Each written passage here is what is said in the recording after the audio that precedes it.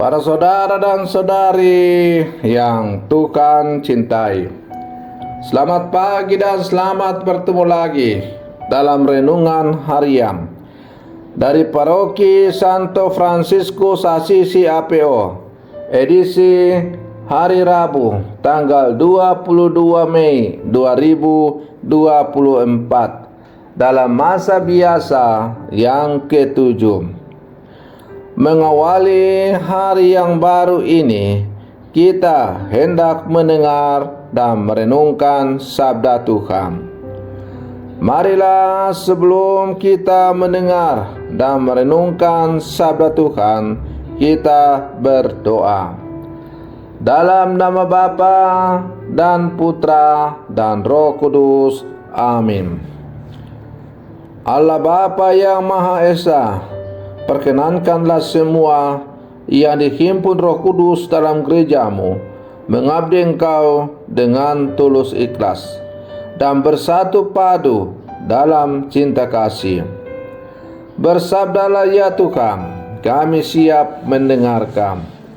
Terpujilah Engkau Bapa, Putra dan Roh Kudus, kini dan sepanjang segala masa. Amin. Para saudara dan saudari yang Tuhan cintai, sabda Tuhan yang hendak kita dengar dan kita renungkan untuk mengawali hari yang baru ini diambil dari Injil Markus pasal 9 ayat 38 sampai 40. Tuhan bersamamu.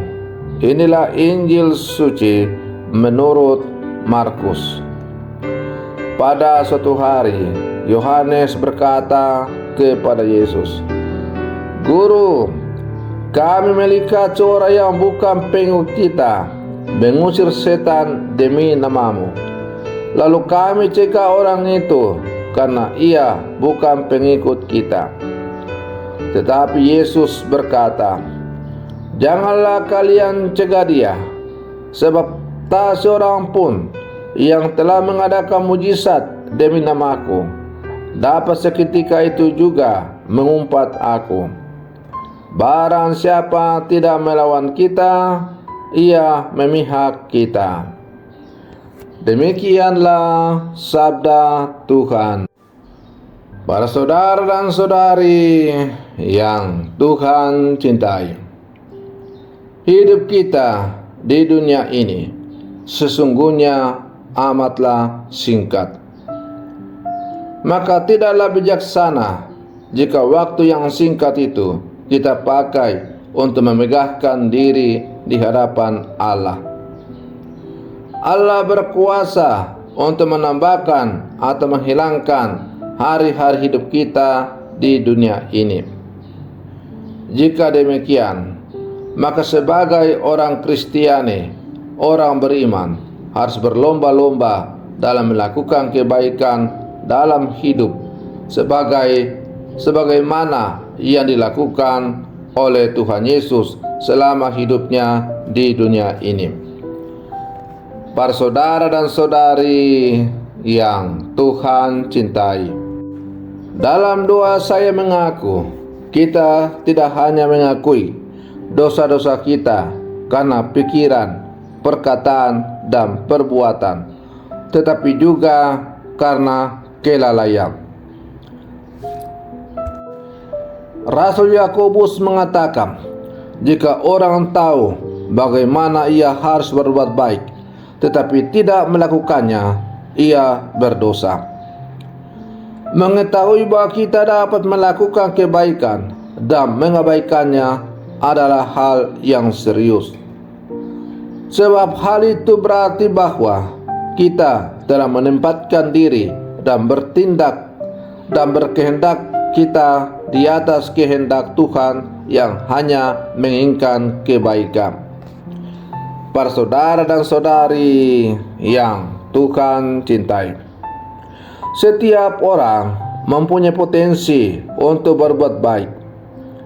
Maka Yesus dalam bacaan Injil yang baru saja kita dengar bersama menegur para murid karena mereka melarang seorang yang berbuat baik atas namanya. Mungkin dalam artian tertentu, kita kadang-kadang melarang orang lain berbuat baik. Misalnya, kita tidak konsisten mengajarkan kebaikan dan memberikan contoh kepada anak-anak kita. Atau kita berbuat baik hanya kepada mereka yang seiman dan sekelompok dengan kita. Atau kita berbuat baik hanya sekedar untuk pamer supaya dilihat atau disanjung orang. Kebaikan itu tidak mengenal agama, suku, jabatan, status ekonomi, atau pendidikan. Kebaikan dapat diberikan dan diterima oleh siapa saja. Itulah sebabnya mengapa misalnya dalam karya-karya gereja, misalnya gereja membuka berbagai sarana-sarana pendidikan, mulai dari yang paling rendah sampai paling tinggi. Gereja membuka karya-karya di bidang kesehatan. Gereja menyapa anak-anak jalanan dan sebagainya. Semua karya-karya sosial yang dilakukan karena dasari oleh iman akan Yesus yang datang untuk mengabdi, melayani semua orang, terutama mereka yang lemah. Terbuka untuk semua orang, tanpa memandang latar belakang, suku, pendidikan, ras, agama, dan lain-lain. Pelayanan sosial yang diadakan oleh gereja adalah demi untuk kemanusiaan semata-mata, supaya orang semakin disadarkan bahwa meskipun dalam menjalani kehidupan di dunia ini kita memiliki perbedaan yang bermacam-macam, tapi toh kita semua adalah satu pada tujuan yang sama, adalah akan kembali dan bersatu dalam satu pencipta, ialah Tuhan itu sendiri.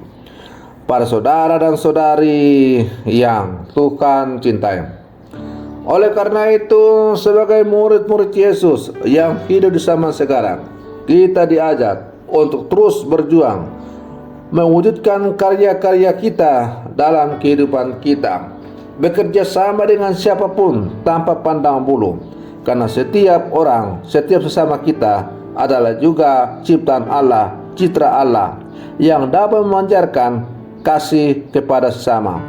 Maka dengan kolaborasi atau kerja bersama, kita semakin dimampukan untuk memancarkan kasih Allah kepada dunia.